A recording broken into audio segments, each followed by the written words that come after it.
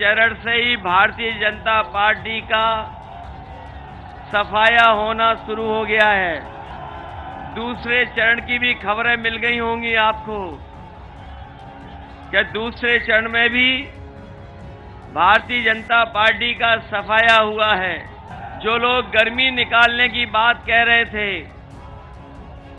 पहले चरण के बाद ही उनके नेता कार्यकर्ता ठंडे पड़ गए हैं। और अभी जब मैं बुंदेलखंड गया और वहां का जन समर्थन देखा, हमीरपुर का, झांसी का, महोबा का, वो जो जन समर्थन दिखाई दिया, उसके बाद भारतीय जनता पार्टी के नेता सन्न पड़ गए।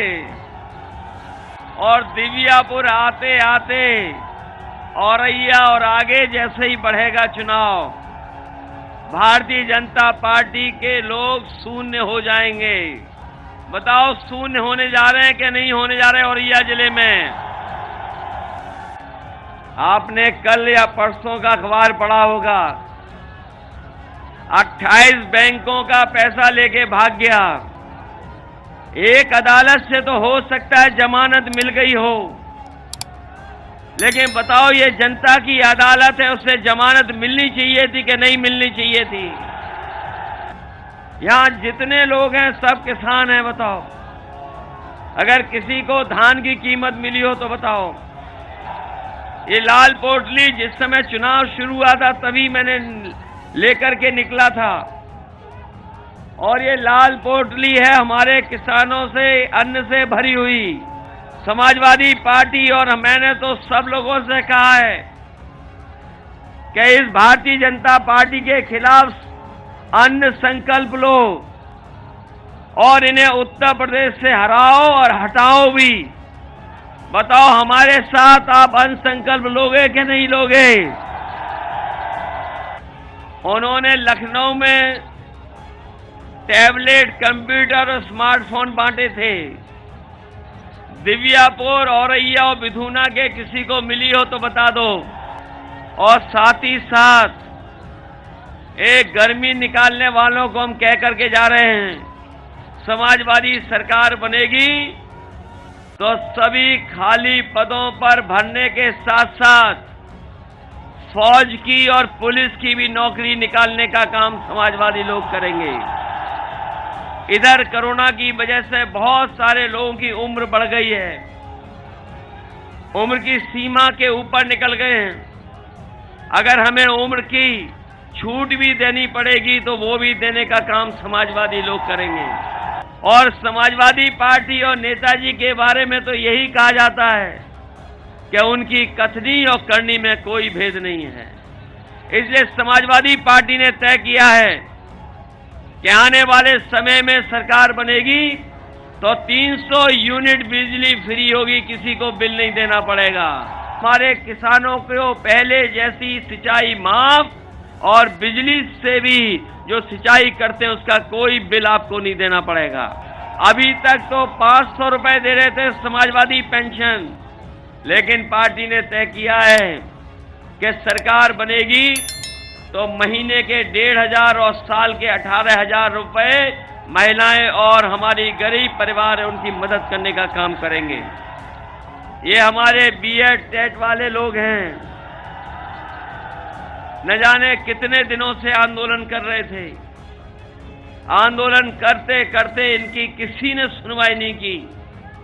समाजवादियों ने तय किया है कि सरकार बनने के बाद इनकी समस्या को समाधान करते हुए इन्हें नौकरी देने का काम भी समाजवादी लोग करेंगे। इसलिए समाजवादी पार्टी ने तय किया है कि 69,000 वाले, उनके साथ जो भेदभाव हुआ है उस भेदभाव को खत्म कर करके उन्हें नौकरी और सम्मान देने का काम भी समाजवादी सरकार में होगा।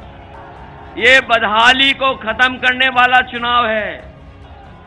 एक बिजली का कारखाना नहीं लगाया, केवल बिजली के बिल ज्यादा दे दिए, और जब बिजली का बिल आता होगा तो हमारे गरीबों को करंट लग जाता होगा, इतना बिजली का बिल आ रहा है। और जो हमारे बाबा मुख्यमंत्री जी का प्रिय जानवर है वो सड़कों पे टक्कर मार रहा है कि नहीं मार रहा है? इसलिए गर्मी निकालने वालों के लिए कह के जा रहे हैं, इस बार उनकी भाप निकल जाएगी और जब वोट पड़ेगा तो धुआं उड़ जाएगा उनका। समाजवादी सरकार बनेगी तो न केवल एम्बुलेंस को बढ़ाएंगे, बल्कि हमारे गरीबों का और गंभीर से गंभीर बीमारी के इलाज के लिए हमें सरकार से कोई मदद करनी पड़ेगी तो मदद करेंगे। गरीब को एक भी पैसा इलाज के लिए नहीं खर्च करना पड़ेगा। हम तो कह के जा रहे हैं कि जिन्हें कानून व्यवस्था हाथ में लेनी है, कानून को नहीं मानना है, वो समाजवादी पार्टी को वोट ना दें। जिन्हें गरीब पर अन्याय करना है वो समाजवादी पार्टी को वोट ना दें। बताओ, देश में कोई मुख्यमंत्री है जिसके ऊपर इतने मुकदमे रहे हों? ये पहले मुख्यमंत्री थे जिन्होंने अपने भी मुकदमे वापस लिए। आखिरी समय पर हम लोगों ने शुरू किया था प्लास्टिक सिटी बनाना, लेकिन हम आपको भरोसा दिला के जा रहे हैं, जो काम शुरू किया था, इस बार सरकार बनेगी तो पहले दिन से ही प्लास्टिक सिटी को बना करके यहाँ पर कारखाना उद्योग लगा करके अपने नौजवानों को नौकरी रोजगार देने का काम होगा। हमारे तमाम बंजारे समाज के लोग हैं, नायक समाज के लोग, और मैं देख रहा हूं बीन दिखा के हमारे सपेरे भी हमें याद दिला रहे हैं। हमने बंजारा समाज के और अपने सपेरे समाज के लोग, जो समाज के सबसे गरीब लोग हैं, यहां से शुरुआत कर करके अगर हमें लोही आवास जो 3,45,000 का दे रहे थे, अगर आवास से लेकर के पेंशन या और कोई सुविधा देनी पड़ेगी तो सबसे पहले अपने इन समाज के लोगों को देने का काम समाज सरकार में होगा। हमारे साथी जानते होंगे जो सरकारी कर्मचारी, इनकी बहुत पुरानी मांग थी कि पुरानी पेंशन बहाल हो जाए। समाजवादी पार्टी ने तय कर दिया है सरकार बनने पर पुरानी पेंशन बहाल होगी। इसलिए उत्तर प्रदेश को बचाइए, साथ में लोकतंत्र बचाइए, और अगर इन्हें मौका मिल गया तो हो सकता है कि बाबा साहब का दिया हुआ संविधान भी उड़ा दें। इसलिए संविधान बचाने का भी चुनाव है।